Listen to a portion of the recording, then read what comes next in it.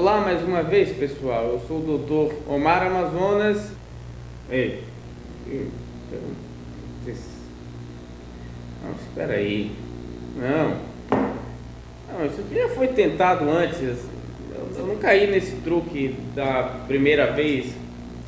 Por que vocês acham que eu cairia da segunda vez? Vamos, tome o café agora. Por que a pressão toda por tomar esse café? Tem algo de tão maravilhoso nele? Ele é muito saboroso.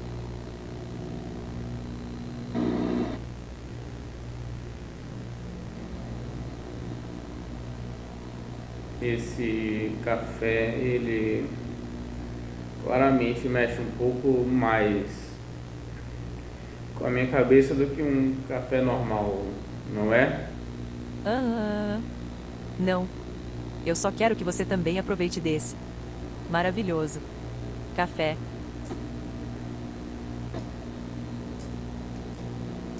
Isso claramente é uma mentira. O que é isso aí? Sono e vigília? É o tema do vídeo de hoje. Este vídeo aqui é o último de uma série de 4 vídeos que eu ia fazer sobre capítulos do livro Princípios de Ciência Neural, editado pelo Eric Kandel. Não que o livro tenha só 4 capítulos, tem dezenas, mas eu disse que ia fazer só de 4 capítulos específicos. Este aqui, sobre sono, foi escrito por Clifford Sapir e Thomas Scammell. Este capítulo é um resumo do resumo sobre a neurociência do sono. Para quem quiser se aprofundar mais, eu na verdade recomendo outro livro, editado pelo principal nome da medicina do sono até o presente momento, o Dr. William Dement, que infelizmente faleceu em 2020. O livro dele é o Principles and Practice of Sleep Medicine. Este capítulo aqui, contudo, é um bom ponto de partida. Problemas de sono são muito presentes na clínica psiquiátrica, seja como a queixa principal do paciente, seja como um sintoma dentro do contexto de algum outro transtorno mental. Este aqui, na verdade, já é o terceiro vídeo que eu falo sobre sono. Vamos começar aqui com este hipnograma, que na verdade é um hipnograma padrão de um jovem adulto, um hipnograma saudável e desejável de alguém sem problemas e que tem disponível a quantidade ideal de horas de sono para dispor e não é interrompido por nada. Este alguém é também conhecido como ninguém, portanto. Temos aqui 5 estados, esse aqui marcado pelo bege, acho que é bege na sua televisão, computador, celular, sei lá. Este aqui, acho que é bege, representa a vigília e, portanto, só está presente no início e no final do hipnograma. Logo após sairmos da vigília, entramos na primeira fase do sono, mais superficial, que é chamada de N1, indo logo depois para a fase N2 e logo após para a fase N3. A fase N3 está principalmente nas primeiras horas do sono e sua proporção está relacionada com a quantidade de horas que a pessoa atravessou acordada previamente. Essas 3 fases constituem o sono dito não REM, porque esse nome, porque temos esse outro estado aqui chamado de sono REM, que é o estado inclusive onde ocorre a maior parte dos sonhos. A primeira porção do sono REM se dá aproximadamente 90 minutos após o início do sono e haverá uma intercalação do sono REM com o não REM em ciclos de 90 minutos aproximadamente. Na metade final do sono, a porção não REM vai se tornando mais superficial e as fases REM se tornam mais duradouras. E, geralmente o despertar, caso espontâneo, claro, se dá ao fim de uma porção de sono REM. O hipnograma será visto no relatório de uma polissonografia, mas haverá uma série de outros traçados. Nessa imagem aqui vemos 3 desses traçados. o de eletroalcoolograma no lado esquerdo, o de eletroencefalograma no centro e a eletromiografia no lado direito. Os 5 estados têm suas peculiaridades nos traçados. Comecemos aqui pela vigília. O eletroencefalograma da vigília é caracterizado aqui no centro por essas ondas de baixa frequência e alta voltagem chamadas de ondas alfa, características do estado de vigília. O eletroalcoolograma demonstra diversos momentos, oscilações, sugerindo movimentos oculares frequentes. E aqui, à direita, na eletromiografia, temos ondas de alta frequência e de alta amplitude, porque se está tendo atividade muscular. Temos grande variabilidade de atividade aqui, ou seja, os músculos se movem e se contraem em menor ou maior grau. No estágio nenhum, a frequência das ondas do eletroencefalograma começa a diminuir, e nessa frequência são chamadas de ondas θ. O eletroalcoolograma mostra a cessação da atividade ocular e ocorre diminuição do tônus da musculatura, embora não por completo. Seguindo, temos a fase N2. Os movimentos oculares continuam ausentes e o tônus muscular fica ainda menor. No EEG, continuamos tendo ondas θ, mas também já aparecem as ondas delta. Bem característicos da fase N2 são os complexos K e os fusos. Por fim, completando o sono não REM, temos a fase N3, onde irá ocorrer predomínio de ondas de frequência muito lenta e onde também não ocorre movimentos de olhos e o tônus muscular é menor ainda, mas ainda algo presente. Vamos interromper por um momento esta imagem para irmos para a próxima do livro, depois retornaremos a ela. Esta aqui explica o que seriam as ondas lentas. Este cérebro aqui, novamente, pode ser de um rato ou camundongo, por isso este formato alongado, mas isso não importa em nada para a explicação.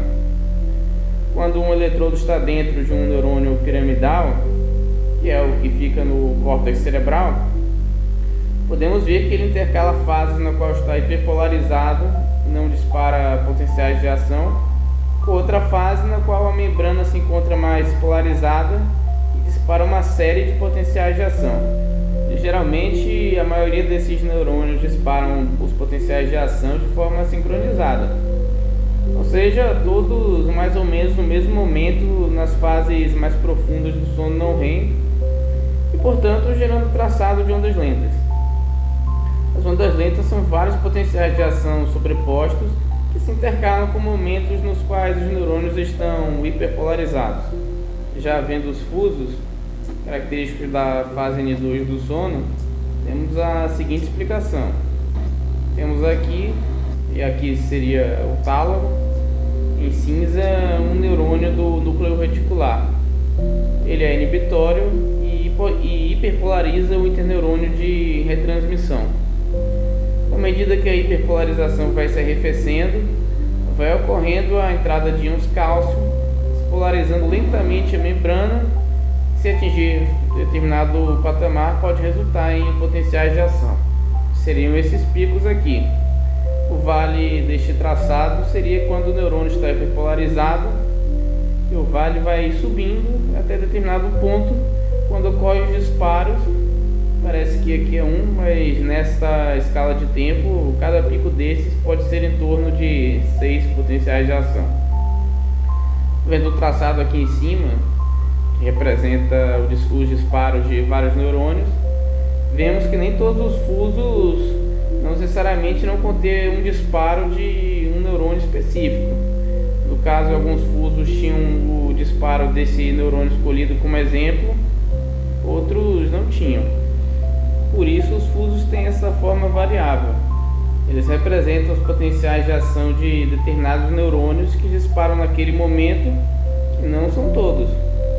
A distância desses neurônios do eletrodo também influenciam no formato do fuso.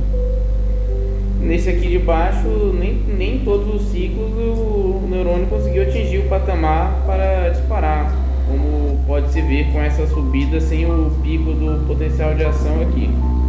Do tálamo, os potenciais de ação irão desses neurônios de retransmissão para se dirigir ao córtex, gerando potenciais de ação pós-sinápticos logo em seguida ao disparo dos neurônios tálamo-corticais.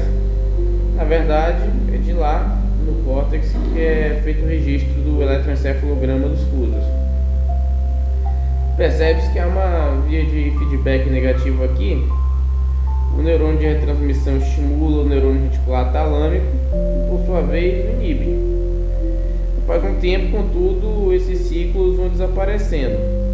Esses neurônios reticulares vão se tornando menos responsivos e esse padrão difuso vai desaparecendo. Temos aqui, por fim, o sono REM. Nesse estágio, o EEG parece o da vigília. Os olhos da pessoa não ficam parados e ocorrem movimentos oculares bruscos. Inclusive, é daí que vem o nome desse estado. REM significa Rapid Eye Movement, movimentos de olhos rápidos. Já o tônus muscular é o menor possível de todo o sono e o indivíduo fica paralisado nessa fase. O tônus é tão baixo que no traçado aqui mostrado dá até para ver o traçado do eletrocardiograma como artefato no EMG. Uma peculiaridade do sono REM é que é nele que ocorrem a maioria dos sonhos. A atonia muscular dessa fase, inclusive, é para impedir que nos movamos enquanto estivermos dormindo e isso termine por nos machucar. Durante o sono REM, onde ocorre ainda a ereção peniana masculina, as mulheres também demonstram sinais de excitação sexual nessa fase. Isso independe do conteúdo dos sonhos muitas vezes, ou seja, não precisa ser um sonho de conteúdo sexual para isso ocorrer.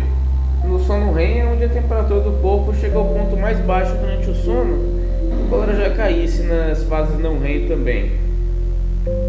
O sono REM e o não REM vão se intercalando até que o indivíduo acorde.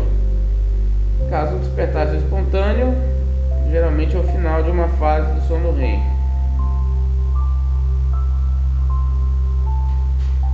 O estudo do sono sob uma perspectiva de neurociências tem mais de 100 anos. Um marco importante foi o estudo de Konstantin von Economo. Durante a Primeira Guerra Mundial, estudou uma doença que até hoje se especula o que ela poderia ter sido. A encefalite letárgica, como ficou conhecida, provavelmente era causada por um vírus que até hoje não se tem certeza qual seria.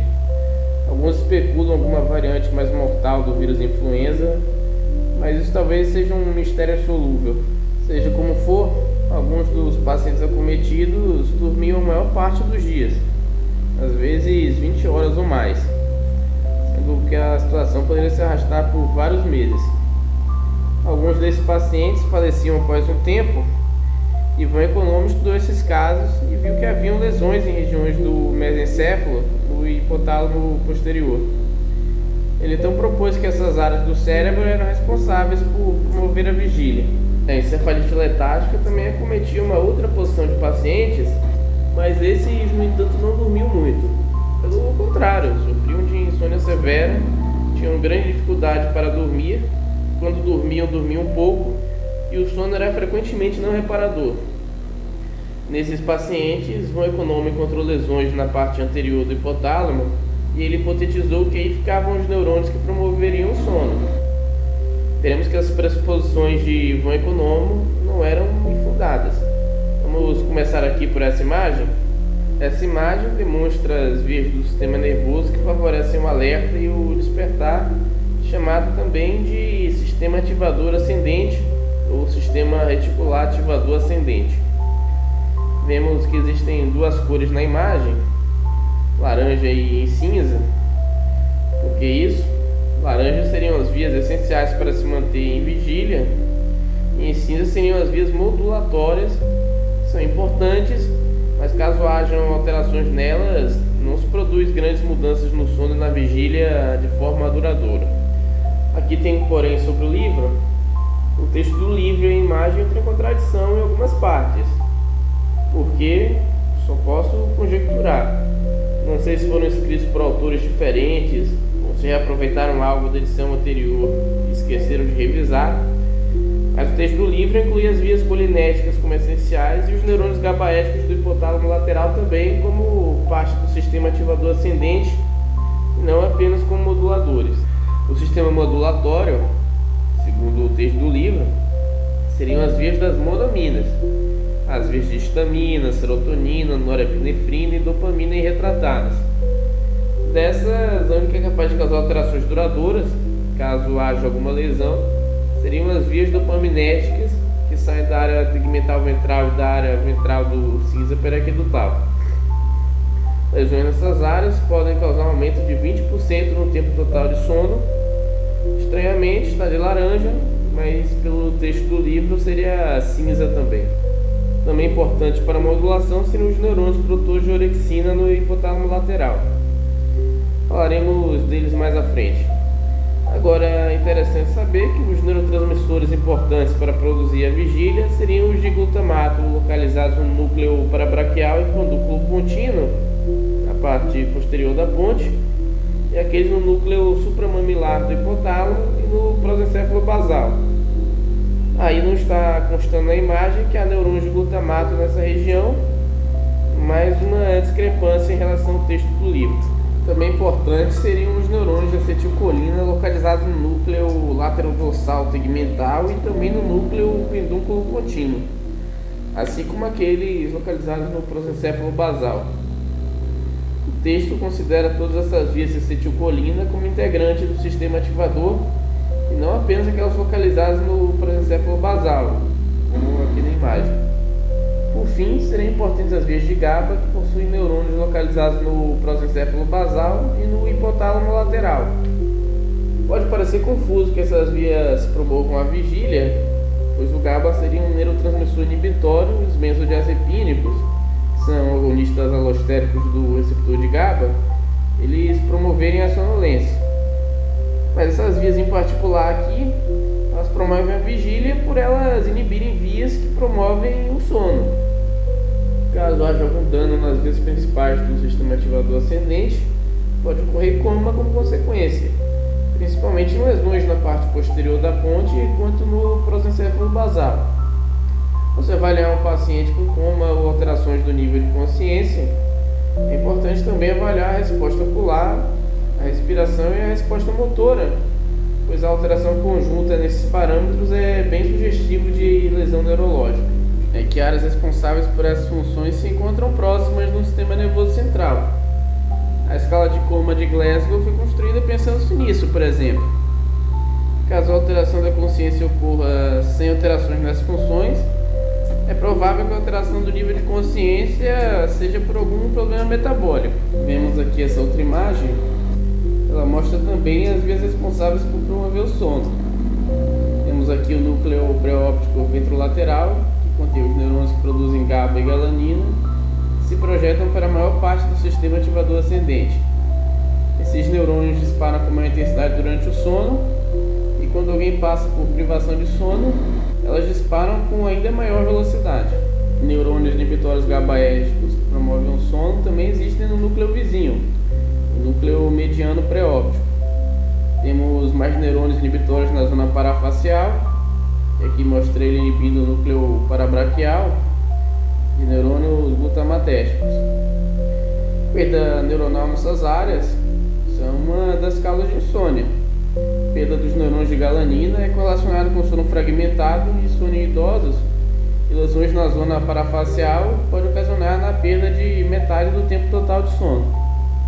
Esses neurônios de GABA são, por sua vez, inibidos por outros neurônios de GABA que compõem um sistema ativador ascendente, aqueles que eu mostrei na imagem anterior. E os neurônios que promovem o sono, por sua vez, inibem esses neurônios, ou seja, eles se inibem mutuamente de forma cíclica, gerando uma espécie de interruptor da vigília e do sono. O livro põe ênfase nessa comparação ao interruptor devido à transição da vigília para o sono e vice-versa ser muito abrupta, quase não permanecermos em estados transitórios.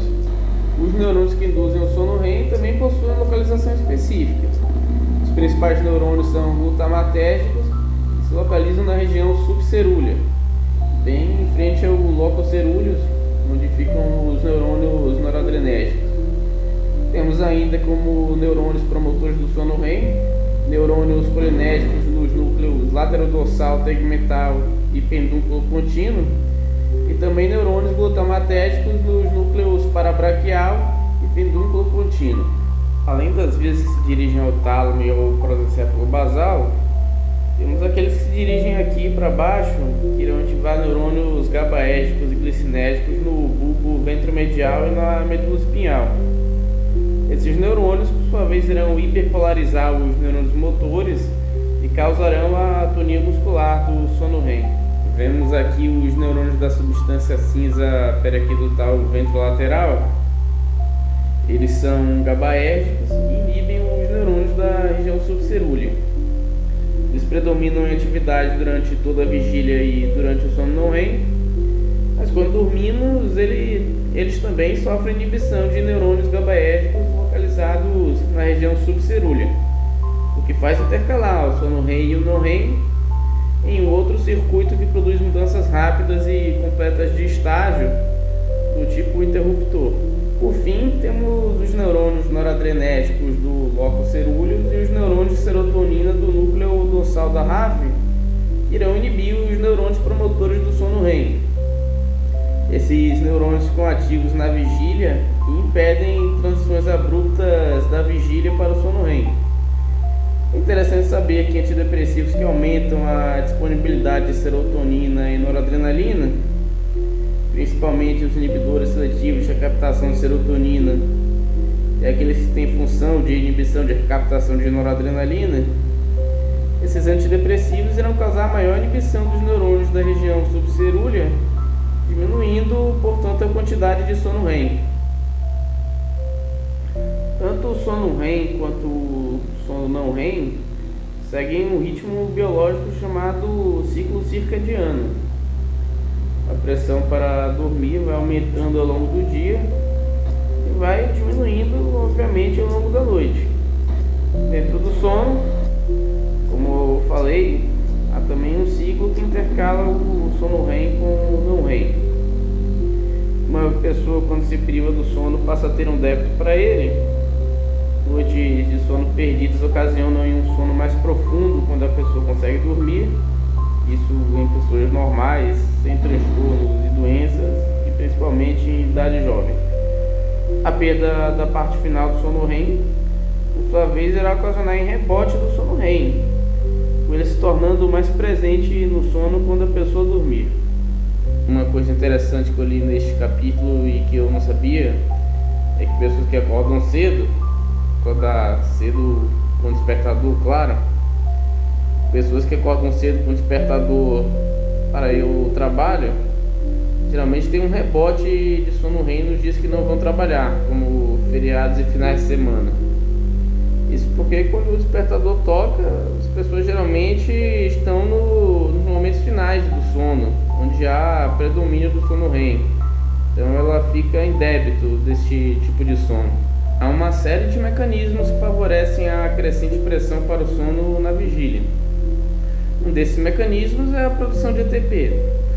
O cérebro durante o dia consome ATP e gera adenosina, e por sua vez possui receptores inibitórios AT1 nos neurônios que promovem a vigília. Também há receptores AT2 em alguns neurônios do núcleo accumbens. Eles, por sua vez, podem estimular neurônios do núcleo ventrolateral pré-óptico e promovem a sonolência.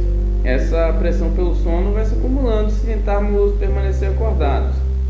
Vai se tornando mais rápido de adormecer caso um indivíduo tente dormir. E se tentar ficar acordado, vai se tornando mais lento e com mais dificuldade de manter a atenção e o raciocínio. Na imagem podemos ver na linha de baixo o wake drive. Ou seja, da mesma forma que existe uma pressão para o sono, também existe uma pressão para se manter em vigília.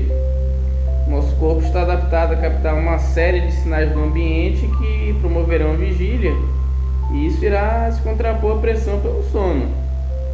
Vendo aqui, no início da manhã, a pressão pela vigília volta a subir até o início da noite, quando começa a cair até o momento que não consegue se sobrepor à pressão pelo sono.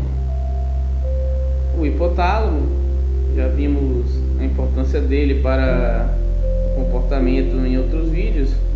O hipotálamo também é responsável pela regulação dos ritmos circadianos. No caso, o principal núcleo que irá controlar o ciclo sono-vigília será o núcleo supraquiasmático. Nele existe uma série de genes, chamados de genes relógio, que ajudam na regulação desse ciclo. Aqui temos uma representação desses genes que seguem um ciclo de transcrição e tradução de 24 horas. Temos aqui dois genes, BMAL1 e CLOCK. Esses se dimerizam, ou seja, duas proteínas se juntam para atuar em conjunto. Esse dímero irá atuar como promotor na transcrição dos genes CRY e PR. O produto final desses genes, o CRY e PR, também irão formar um dímero e por sua vez irá formar um complexo com a quinase CK1-epsilon-delta, que sairá do citoplasma e irá inibir a dimerização de BMAL1 e CLOCK, efetivamente impedindo que eles promovam a transcrição dos genes PR e CRY. Mas como podem ver, sem essas proteínas não há inibição de BMAL1 e CLOCK, que novamente vão se dimerizando no início do período diurno para promover novamente a transcrição dos genes das proteínas que as regulam negativamente, reiniciando então todo o ciclo. Todas as células possuem um ritmo biológico, embora cada célula tenha o seu ritmo biológico próprio. Claro, as células de partes diferentes do corpo se comunicam. Temos hormônios e citocinas circulando pelo sangue, assim como o sistema nervoso também se comunica com outras partes do corpo através do sistema nervoso periférico. Isso acaba por sincronizar os horários das outras células e organiza melhor outros ritmos biológicos. Os hormônios, por exemplo, têm ritmo de secreção, com certos picos de determinados hormônios ocorrendo em um horário e de outros hormônios em outros momentos do dia. A temperatura corporal também varia ao longo do dia. Essas e outras variações diárias corporais são pautadas pelo núcleo supraquiasmático. O relógio corporal não tem um ritmo intrínseco de 24 horas. É necessário ser realizado um ajuste externo com base principalmente na luminosidade. O núcleo supraquiasmático recebe inputs diretamente da retina. Lá existem células ganglionárias que são especificamente sensíveis à luz e não participam da formação de imagens. Elas recebem aferências dos cones e bastonetes, mas elas mesmas são fotossensitivas através de um fotopigmento chamado melanopsina. Caso esse ajuste não exista, vamos dizer, por um impedimento ambiental, caso o indivíduo esteja em um ambiente no qual não haja referência externa, se é dia ou noite, gradualmente o horário de sono vai avançando em torno de 25 horas. Na imagem, as linhas amarelas representam o período acordado. Vemos que a cada dia que se passa, o horário no qual o indivíduo acorda e dorme avança um pouco mais, até que ele inverte a noite pelo dia completamente e depois volta ao horário habitual. Claro, nesse experimento, quem estava participando não tinha ciência do horário no qual se encontrava. Alterações em genes relógio podem fazer com que o ritmo circadiano se altere, fazendo com que alguém tenha um ciclo diário fora do horário habitual. Existe uma síndrome chamada síndrome do avanço da fase de sono familiar. As pessoas afetadas dormem muito mais cedo do que o horário habitual e acordam também quando todos ainda estão dormindo. Pessoas cegas podem perder sua referência de horário se as células que mandam os inputs para o hipotálamo forem perdidas. O caso mais óbvio, caso alguém perca os olhos por algum motivo em algum acidente, ela perde a habilidade de ver e também perde as células ganglionares que mandam os inputs ao hipotálamo. Nesse caso, a pessoa cega irá gradativamente avançando o horário, todos os dias dormindo uma hora adiante em comparação ao dia anterior. Em situações nas quais a pessoa se torna cega e os neurônios de melanopsina continuam íntegros, a Apesar da pessoa não enxergar, ela continuaria mantendo o ajuste do ciclo sono-vigília. Ela continuaria percebendo luminosidade de forma inconsciente, embora não veja mais. E claro, temos que falar da melatonina aqui. Ela é um hormônio secretado pela glândula pineal. O núcleo supraquiasmático se comunica com o núcleo paraventricular, por sua vez se comunica com a glândula pineal. A secreção da melatonina sinaliza que já é escuridão e ajuda no ajuste do ritmo circadiano. Sua produção é inibida pela luminosidade, então nada de celular na cama, tudo bem? Melatonina exógena, ou remédios que têm a função de agonista dos receptores de melatonina, podem ser utilizados para regularizar o ciclo de sono-vigília em pessoas com certos problemas de ritmo circadiano. Agora, indo para essa outra imagem, temos o núcleo supraquiasmático em vermelho. Os neurônios dele são principalmente GABAérgicos e enviam projeções para a zona subparaventricular ventral. O alvo aqui mostrado, de forma alguma é o único alvo, mas aqui está sendo mostrado o núcleo dorsomedial do hipotálamo. Ele recebe aferências GABAérgicas, ou seja, inibitórias do núcleo subparaventricular. O núcleo dorsomedial é responsável por uma série de controles de ritmos biológicos, não apenas o ciclo sono-vigília, mas também ritmos relacionados ao apetite, atividade motora e secreção de corticosteroides. Ele promove a vigília através de estímulos excitatórios glutamatérgicos à área hipotalâmica lateral e também enviando projeções GABAérgicas inibitórias ao núcleo ventrolateral pré-óptico, que é um centro que promove o sono. Apesar de não demonstrado na imagem, o núcleo supraquiasmático e a zona subparaventricular emitem projeções para outros locais não retratados. Muitos desses destinos de projeções são os mesmos. Esses dois núcleos são antifásicos.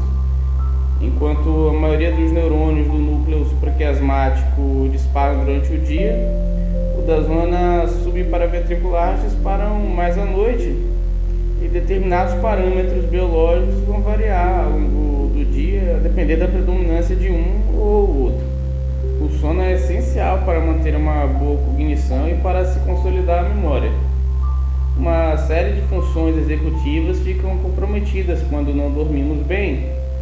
A atenção fica consideravelmente prejudicada, assim como o nosso discernimento e nossa capacidade de execução de tarefas.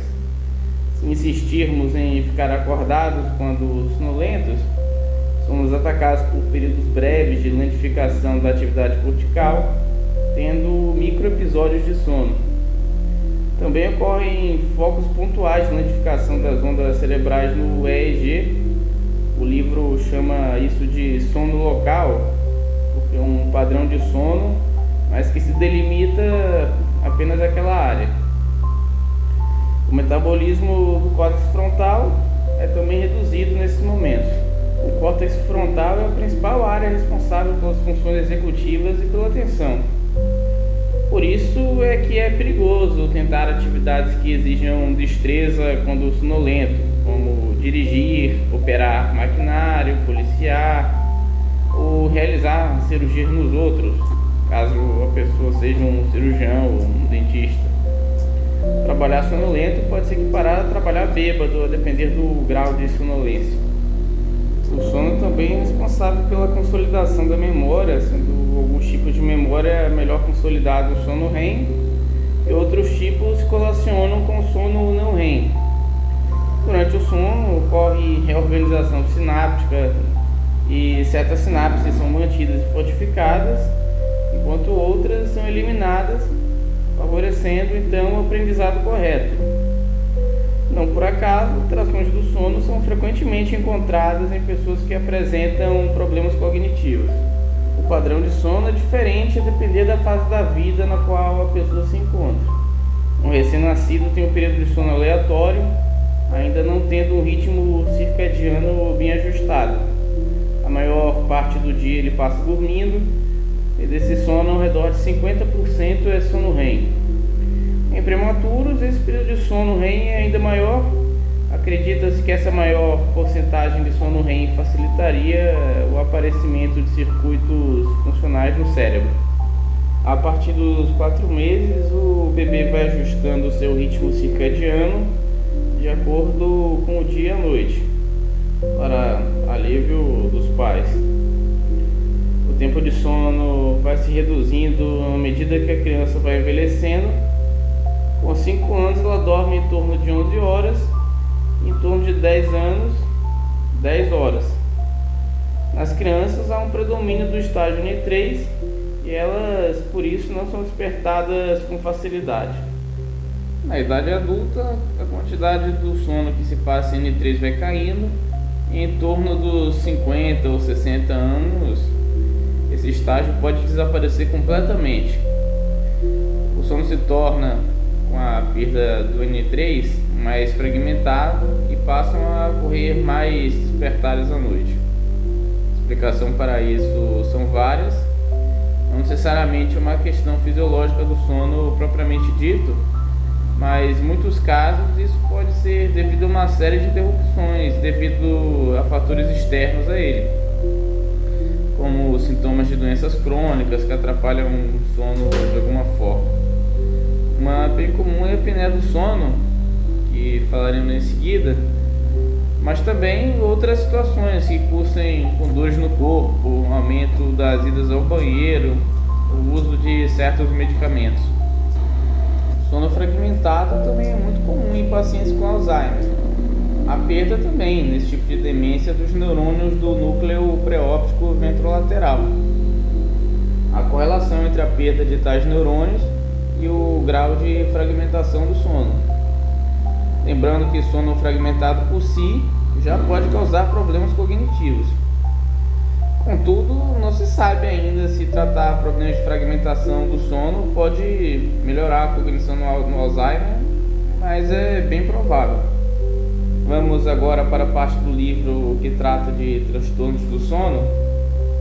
O capítulo começa a falar primeiramente sobre insônia, que é um acometimento muito comum na clínica psiquiátrica. Estudos com EEG e tomografia por emissão de pósitrons verificam nesses pacientes que sofrem desse problema que há uma ativação normal do sistema ativador ascendente. O EEG inclusive demonstra uma das características de vigília em certos pacientes que tentam dormir e não conseguem. Em ratos que foram submetidos a testes de estresse e demonstravam um comportamento semelhante a uma pessoa insone, o EEG demonstrava áreas no cérebro com um padrão parecido com o de vigília, ou seja, ondas de alta frequência. Em outros locais, o EEG demonstrava ondas lentas, compatíveis com o padrão de sono. Sugere-se que isso possa explicar em parte porque pessoas que são percebidas pelos outros de fora como estando dormindo, com frequência relatam estar acordadas e com insônia. Às vezes até o EEG da polissonografia mostra o padrão de sono e a pessoa relata que esteve acordada o tempo inteiro. Eu já vi isso de fato várias vezes no meu consultório. O tratamento para a insônia inclui medidas comportamentais e tratamento de possíveis causas. O tratamento medicamentoso pode ser com benzodiazepínicos, que amplificam a inibição GABAérgica em áreas responsáveis pela vigília. Outra solução bem comum é a inibição de histamina, que é um dos principais neurotransmissores promotores de vigília. Por isso que antialérgicos do sono. Eles inibem os receptores de histamina no sistema nervoso central. Eu, contudo, não recomendo usar indutores de sono de forma contínua devido à criação de tolerância ao remédio com o tempo. Agora, falando sobre a apneia do sono. O livro fala que 5% dos adultos e crianças são afetados, mas eu creio que essa prevalência deva ser muito maior que isso. Falando brevemente o que seria a apneia do sono, seria a interrupção do fluxo respiratório durante o sono. O tônus muscular se reduz durante o sono e em pessoas que que já possuem via aérea estreita podem ocorrer oclusões em certos níveis das vias aéreas superiores, como por exemplo, mas não apenas, como a base da língua.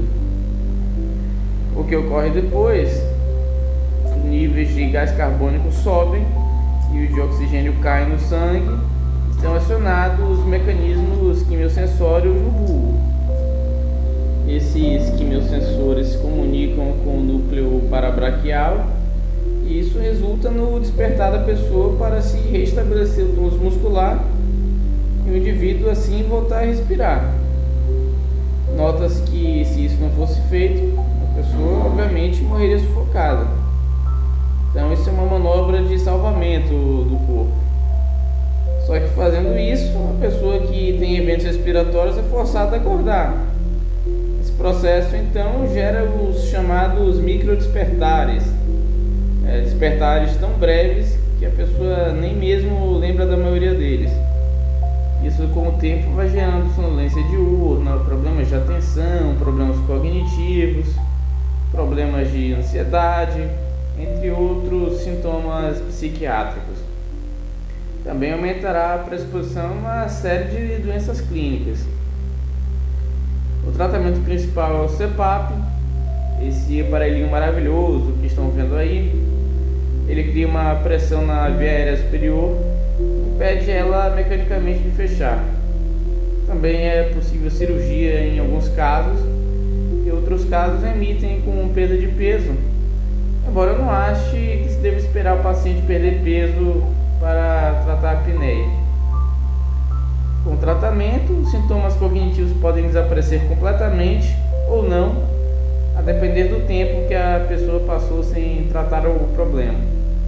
Nessa imagem aqui, vemos que o fluxo nasal é interrompido e só retorna após ocorrer um ronco que marca o retorno da respiração. Vemos no EEG um breve retorno ao padrão de vigília, com ondas de alta frequência. Depois do microdespertar, o fluxo de ar nasal se restabelece. O traçado que representa o movimento do tórax também se percebe uma dificuldade de respirar, com a amplitude do traçado diminuindo consideravelmente, pois o tórax não está conseguindo inflar devido à obstrução da via aérea. Novamente, o movimento é restabelecido. Já a saturação, se vê que ela vai diminuindo logo após a interrupção, leva um tempo até ela se restabelecer novamente. Agora vamos entrar na sessão sobre narcolepsia. Não é uma doença muito comum no consultório psiquiátrico. Em que consiste a narcolepsia, para quem não sabe? É uma situação no qual a pessoa cometida cai facilmente sob o sono nos mais diversos contextos. Naqueles nos quais dormir seria inadequado ou mesmo perigoso. Não termina aí a definição. O indivíduo narcoléptico tem sono suficiente à noite e restaurador, e mesmo assim a pessoa tem a tendência a cair sob o sono durante o dia. O indivíduo narcoléptico pode ter intrusões de sono REM em momentos nos quais não são verificados em outras pessoas. O sono REM pode aparecer, por exemplo, logo no início do sono, e pode ocorrer também no início do sono o fenômeno de paralisia do sono. Um fenômeno até comum na população, mas que quando ocorre geralmente é no final do sono. As alucinações hipnogógicas e hipnopômpicas, que são alucinações do adormecer e do despertar respectivamente, essas duas também são comuns na população geral e não indicam maiores preocupações. Tais fenômenos alucinatórios podem ocorrer no narcoléptico durante a vigília. Da mesma forma, a atonia muscular pode aparecer na vigília, inclusive sendo provocada por emoções fortes, como rir de uma piada, por exemplo. Pode ocorrer fraqueza do rosto e do pescoço. Em alguns casos, o indivíduo pode perder todo o controle muscular e ir ao chão, e lá ficar por alguns minutos. Tem uma explicação fisiológica para tal fenômeno, claro.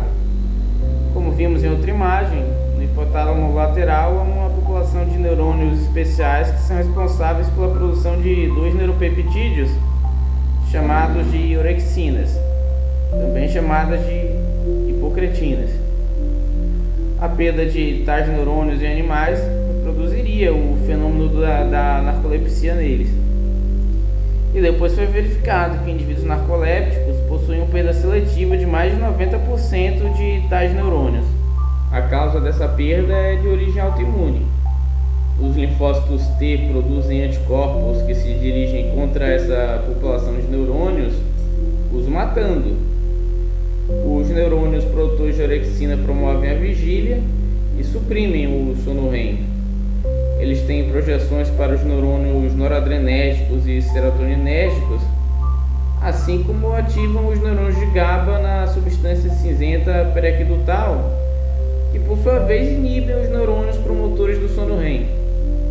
Isso acaba por fazer a pessoa ter um ataque de sono REM durante a vigília, ou mesmo que tenha uma maior porção de sono REM no sono. Isso causa, além da intromissão de sono REM durante a vigília, também que o paciente desperte com maior facilidade à noite ao sair de um episódio de sono REM. A cataplexia, ela é na verdade a atonia muscular do sono REM, só que aparecendo em momentos inapropriados.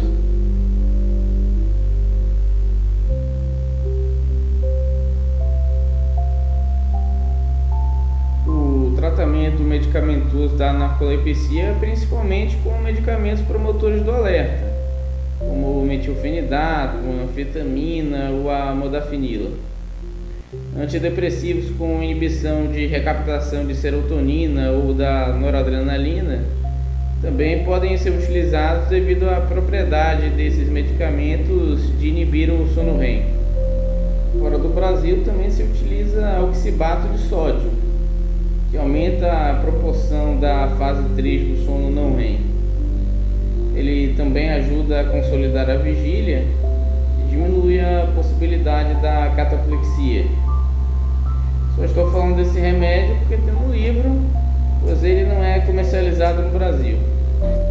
Quanto a medidas comportamentais, para se evitar a intromissão de sono REM durante o dia, seria bom planejar alguns cochilos durante o dia a fim de evitar que o sono apareça em momentos inoportunos.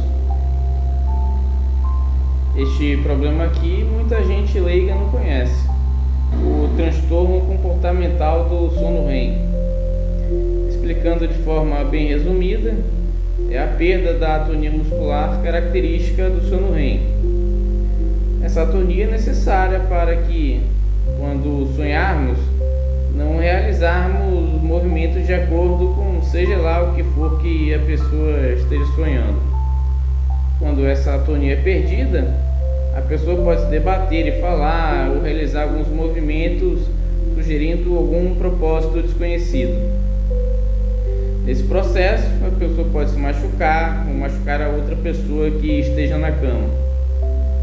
O maior problema de tal transtorno, contudo, não é a pessoa se debater, mas na verdade é que tal transtorno, pelo menos quando ele aparece na vida adulta, tal transtorno geralmente é um prenúncio de doenças de acúmulo de alfa-sinucleína, como a demência por corpúsculos de Levy ou doença de Parkinson.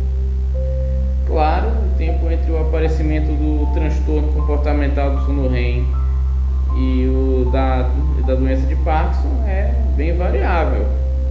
Alguns pacientes podem desenvolver em uma década, outros em 2, ou mais ou menos que isso. Aparentemente, o acúmulo de alfa-sinucleína, como os corpúsculos de Levy, causam danos nos neurônios da região subcerúlea, que são responsáveis por ocasionar na atonia muscular. Em torno de 10% da população apresenta aquilo que é chamado de síndrome das pernas inquietas. Ao tentar dormir, a pessoa acometida sente uma necessidade forte de mover as pernas, às vezes com um desconforto crescente se tentar resistir a isso. A pessoa somente se sente melhor quando move as pernas mas isso também torna difícil a pessoa entrar no sono. Muitas dessas pessoas com pernas inquietas ainda sofrem de transtorno do movimento periódico dos membros.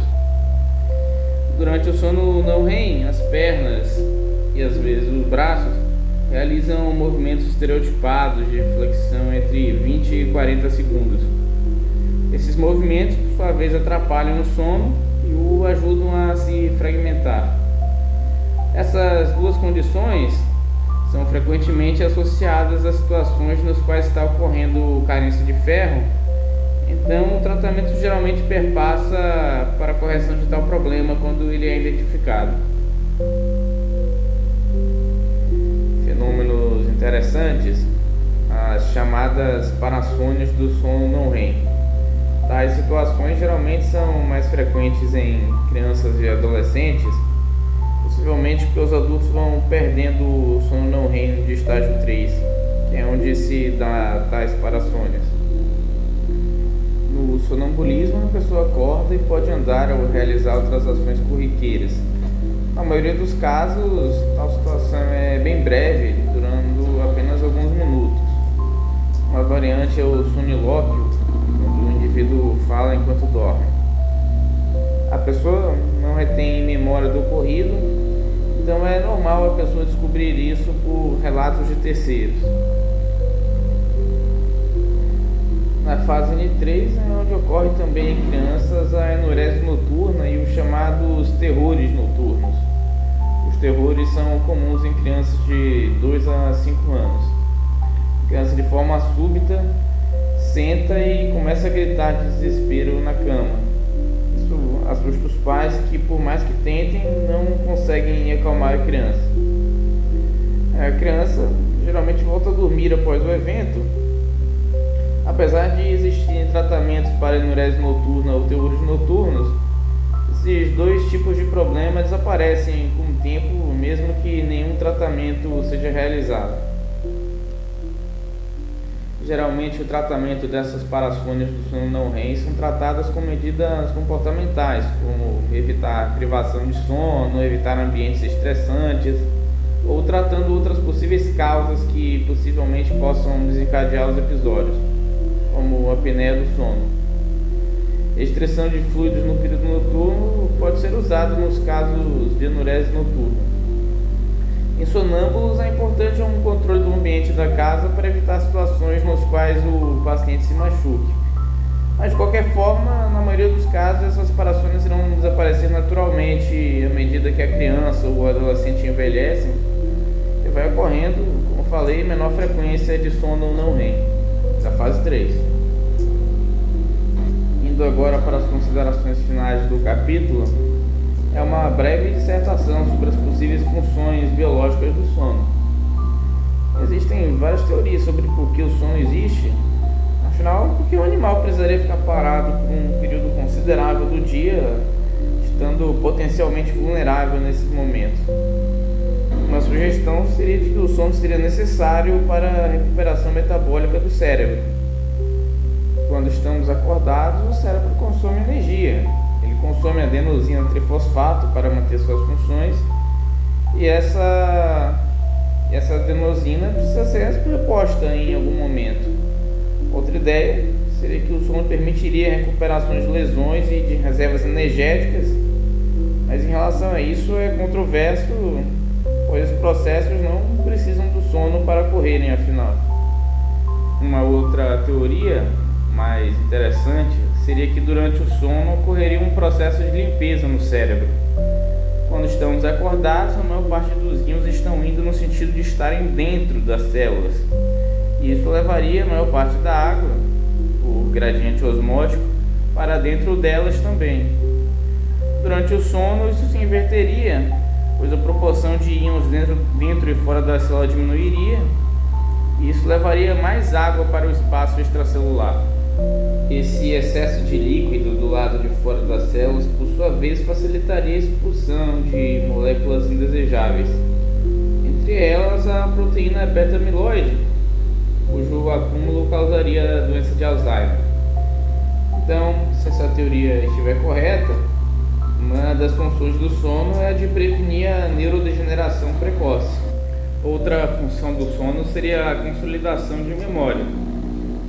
Como quando estamos acordados recebemos uma série de sinais novos do ambiente, eles estariam competindo entre si, e se não dormíssemos, teríamos problemas em fixar informações mais antigas, pois sempre teriam novas mensagens chegando nos neurônios e competindo no processo de remodelação. O sono seria então uma necessidade no qual o cérebro se privaria de excesso de estímulo a fim de consolidar novas memórias, pois seria um momento no qual todo o processo de sinalização celular, produção de RNA, produção de novas proteínas, a movimentação dessas moléculas e a remodelação dendrítica ocorreriam sem que fosse atrapalhado por novas informações irrelevantes. Essas explicações fazem sentido do ponto de vista evolucionista, pois o sono passa a ser não um momento de perda de tempo, mas um momento essencial para a própria sobrevivência do indivíduo. Se em alguns animais esse momento para otimizar a cognição não existisse, eles com certeza morreriam com mais facilidade. E vemos a importância do nosso sono na nossa própria sociedade. Não dormir pode ser perigoso, inclusive para a nossa vida e a vida das pessoas próximas a nós. Não termos uma cognição ótima é perigoso para aquelas profissões onde exigem atenção ou a tomada de decisões difíceis. Um médico que vai para o trabalho em privação de sono é tão perigoso para os pacientes quanto um médico que vai trabalhar bêbado, por exemplo. Bom, pessoal, por hoje é só. Não haverão mais vídeos sobre capítulos do livro do Kandel. Este é o último. O próximo vídeo será sobre Síndrome de Otelo. Eu não sei quando ele irá sair.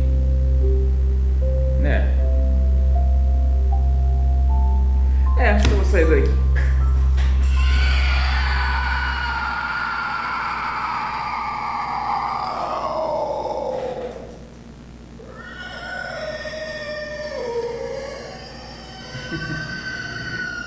Acho que talvez não é uma boa hora.